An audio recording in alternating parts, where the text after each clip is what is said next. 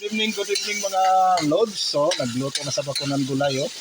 Nagisa na ako ng mga baboy na karni para lamian. Okay. Buhamok ang oil. Oh. Sari-sari ra tirada nato kuman. Pero sari-saring gulay.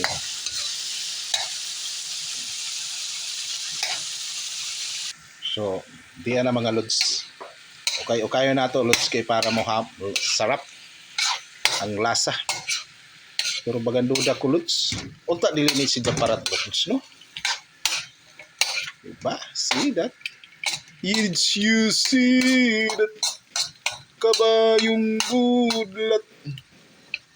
May ay tilawin.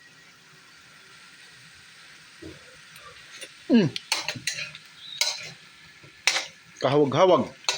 Kahawag-hawag ba yay? Okay. Kamay ra kan mga to luto na. Mga una to mga lods. Sarap yan, no? Aso-aso pa.